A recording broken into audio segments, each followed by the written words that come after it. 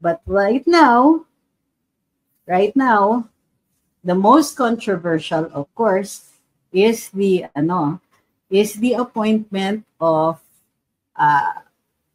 Chief PNP, who is, of course, Nicolas Torre III. Alam ko marami pong nagre-react. Sandali lang po.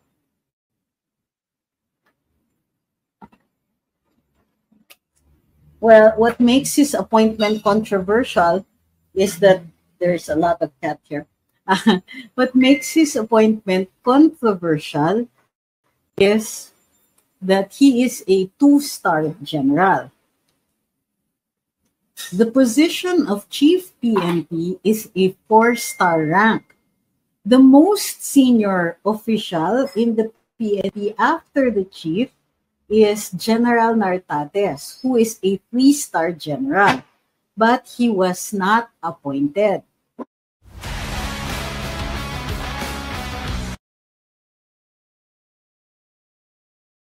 Instead, the position has gone to Nicolas Torre III. Very controversial given his role in the arrest, detention, and illegal deportation of former President Duterte. Very even more controversial is under questioning in the Senate, he revealed, how do you call this? Controversial decisions which appeared to stand on shaky legal ground in relation to that arrest. He also spearheaded the equally controversial raid, quote unquote, on KOJC, where in the guise of serving a warrant of arrest, he conducted an extensive search of the grounds of KOJC. Sabi ni Musca, di ba si Bato 1-star before becoming Chief PNP? Yes, that's why we say controversial only and not, how do you call this? And not illegal. Kasi pwede naman from anywhere. It is, after all, the prerogative of the appointing authority. The appointing authority being the president.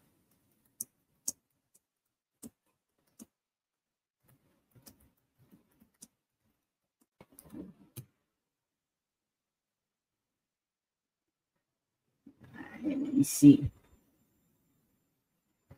But let me double check that.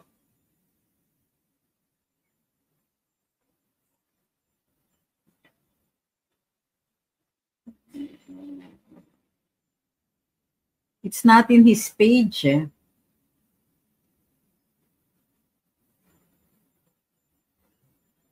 So, but we have to verify kung 1-star ba siya o 2-star.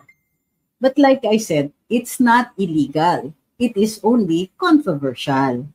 Bakit controversial? When, in addition to his star rank, his 2-star rank, General Torre has conducted activities that are being questioned for their legality.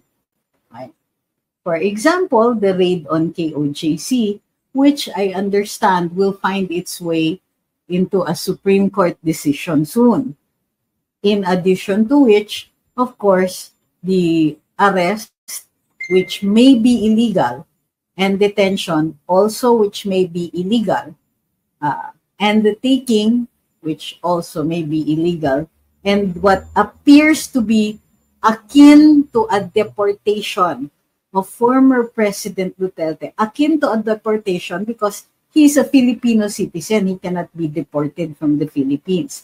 But that is how it appears, di ba? Para siyang traffic. Like, and it's like the trafficking of persons, taking a person illegally from his home country to another country. So, it's akin to that. So,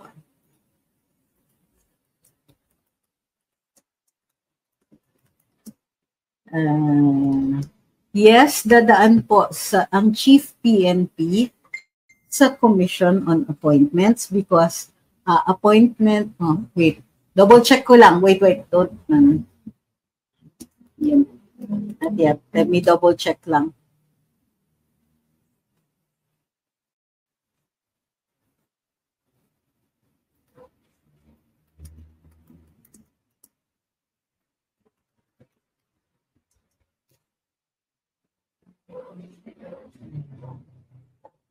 Yes, he is subject to confirmation by the Commission on Appointments.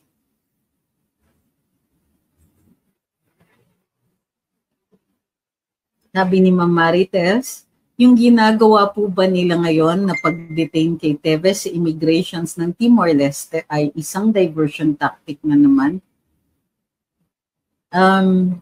I think it would be easy to say diversionary tactic if it was the Philippine government that was doing it. But since this is the Timorese government, I don't think I can actually say that without further evidence.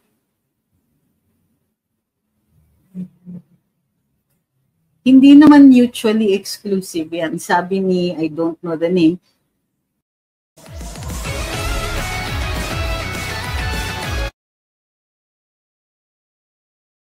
di ba nag-apply si Berberabe ng Associate Justice, pero bakit siya in-appoint as Solgen?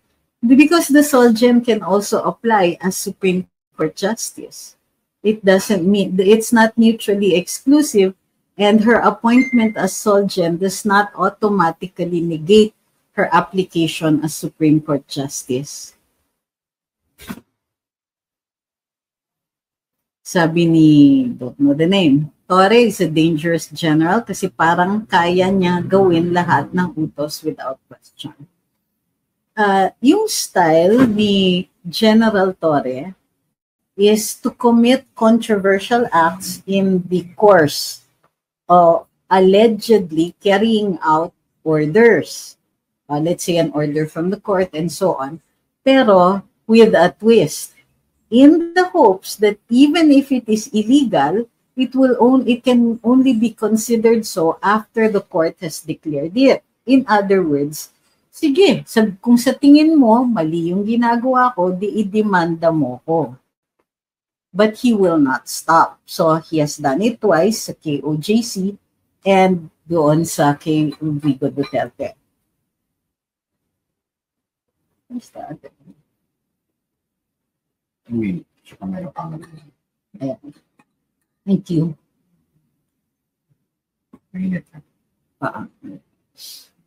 Ayun ba mo? Ito yung nasa lata. Mag-hi ka na. Dito si Dion. Sabi camera. Hi. Magandang hapon po sa inyong lahat. Kamusta kayo? Ano pakiramdam niyo kay Torre? Yun lang.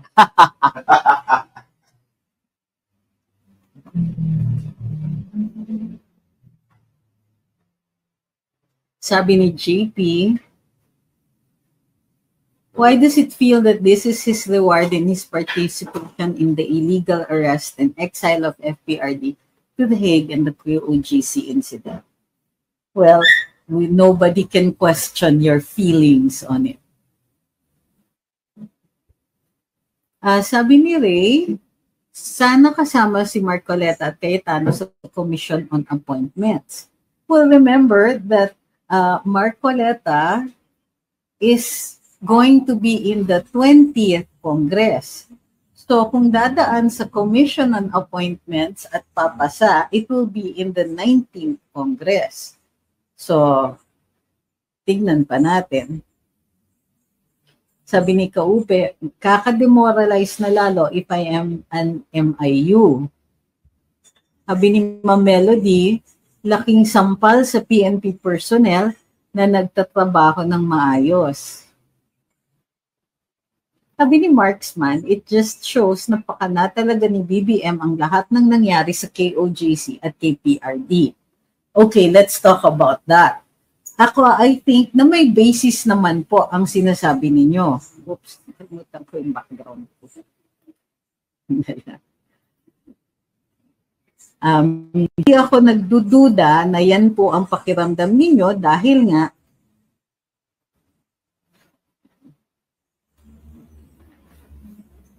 nga dun sa mga controversial niyang mga actions. Parang sinasabi ni Presidente Marcos na hindi siya sang-ayon, halimbawa doon sa na hindi niya kinikilala ang jurisdiction ng ICC. And yet, General Torre sent Duterte to the ICC. So ano yun? In fact, the president's reliance on the convention covering Interpol is clearly palusot.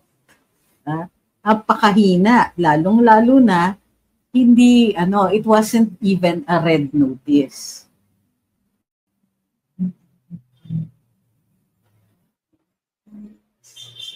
Thank you kay Bravo Shera. Sabi niya, yes, 1 star lang daw si Chief Bato before he was appointed. Sabi ni Horino, sana hindi makalusot sa CA. Ano ba ang basis? Ano magiging basis? Sabi ni Deb, is there any law that protects the people from an abusive government which acts for their own benefit and not for the people who voted them into office? Yes, it's called the election law. So the presumption is that if you are not happy with your elected officials, then you elect new ones. Lucky may kasalo pa! Mas malaki, mas sustansya, mas masarap, mas pa sa sulit!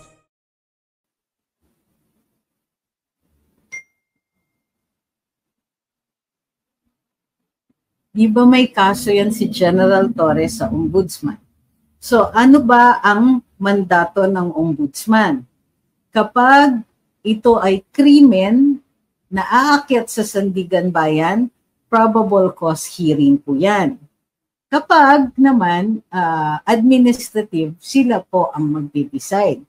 But having a case is not the same as having been convicted by final judgment. Yung makakaapekto po sa inyong posisyon kung kayo po ay nakatulan na. Pero kung humaharap ka pa lang sa kaso, then that will depend on the appointing authority. Yes, it does seem very unfair kasi kapag ordinaryong appointee na rank and file, hinihingan natin ng police clearance at saka NBI clearance.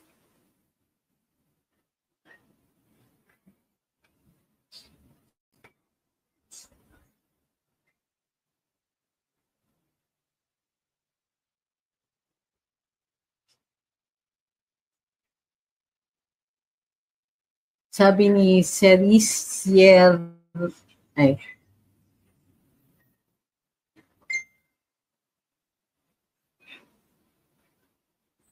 okay.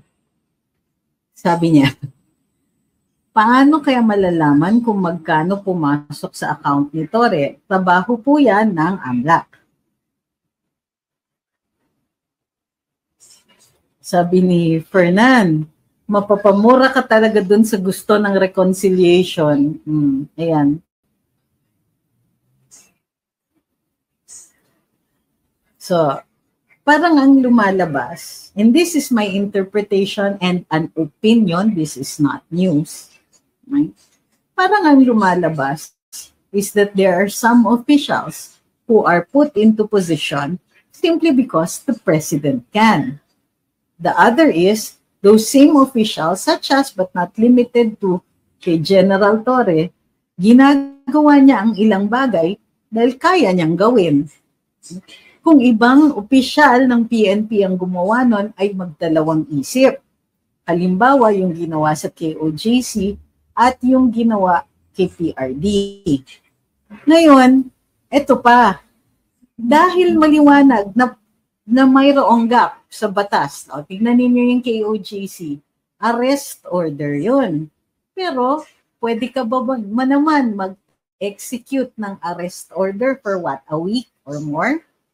ito po ba ay the same as a search warrant? Kung may search warrant, hindi issue yun. Pero yung tagal, issue yun. Kung arrest warrant, ganun din, issue din po yung tagal. So now the question is, and then, in the case of General Torre, sinasabi na, inassert na ng lawyers, but in the absence of a court order, at yun ang ginamit ni General Torre, pwede kumuha kayong court order, but in the meantime, he rendered the order moot by taking Duterte and sending him to The Hague. What a nightmare, di ba? Parang illegal nga yung ginagawa ko, pero the only way you can stop me is if you go to court. But in the meantime, dire-diretso kung gagawin, kahit makakuha kayo ng order from the court, malas nyo. Wala na, moot na yan.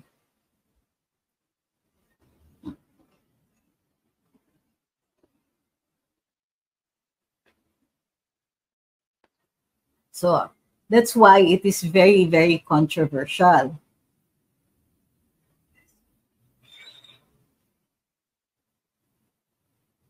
Sabi ni Nan, so now every citizen should be extra careful since PNP Torre has a record of catching a person without a warrant. Well, at least once. Sabi ni Ma'am Ola, I don't know what to call this admin anymore, a circus or a zoo. Alam nyo, hindi ko pa nga pinag-uusapan yung pending court-martial for SA by a certain official in the AFP. Ang gulo-gulo ng gobyernong ito. Di ba? Nakakabaliw. Diyan. Hindi na nabinag. Teacher yan.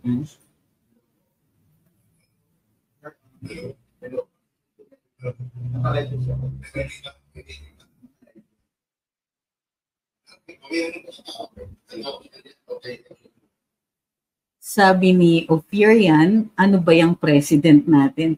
Yung ayaw ng tao, yun ang ginagawa niya. Tawag siya, Lex? Yes, sir. Tingin ko, a red for a narcissist or gumaganti siya sa nangyari sa kanila. Well, for me, the reasons are no longer relevant. Ginagawa niya. And it appears that despite what he said, ang sabi niya kaya nag-cabinet revamp kasi tama naman daw ang taong bayan nag-e-expect ng serbisyo. So dun sa mga hindi nag-render ng serbisyo, hindi na sila magtagal dun sa gabinete. However, medyo napapabulaanan yung kanyang mga aksyon dahil, number one, si Maynard Guevara, hindi naman papatay-patay o walang ginagawa yon. Ang problema ni Solgen Guevara ay pinanindigan niya yung stand ng Philippine government tungkol dun sa lack of jurisdiction ng ICC. At ang nagmumuka sa mga tao na paghihiganti itong cabinet revamp.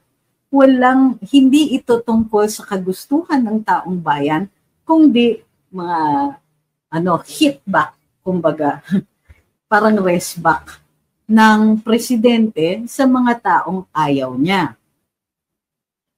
Yung pagtanggal, halimbawa, kay Secretary Acuzar, well, hindi niya natupad yung 1 million house units per year. And so, sa larangan ng housing, fail talaga ang Marcos administration. Ngunit, ang nilalagay niya ay isa pang developer na kahalintulad din ni Secretary Acuzar. Parang sa tingin kaya ng presidente, magagawa ni Sec Aliling yung hindi nagawa ni Secretary Acuzar.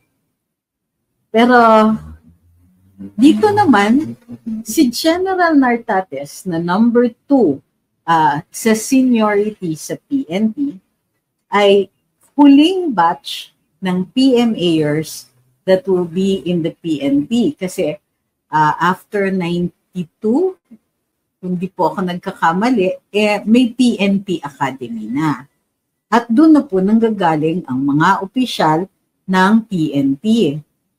Si General Nartates was expected to be appointed, but as we can see, the President exercised his discretion at namili ng isang two-star general with a very controversial record for carrying out the President's orders.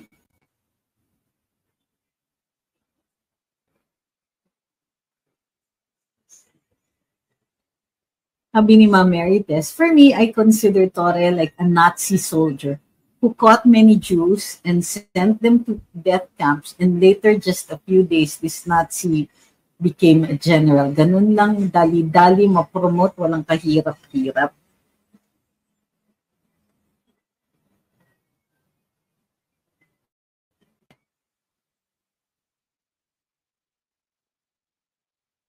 Sabi ni Naignis, bakit ang Timor-Leste ang bilis magdesisyon ng Korte Suprema nila? Tingnan niyo po yung kasi kaso ni Pong Teves.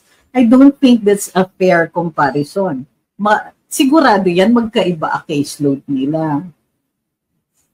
It's not easy to be a Supreme Court Justice. Ang bigat, ang laki ng caseload. Sabi ni Miss Amy Kabakungan, oops, bakit tayo mag-shoot? Bakit hindi lumilitaw yung comment ninyo? Basahin ko muna. Sabi ni Miss Amy, say ninyo po, bakit naman ganyan ang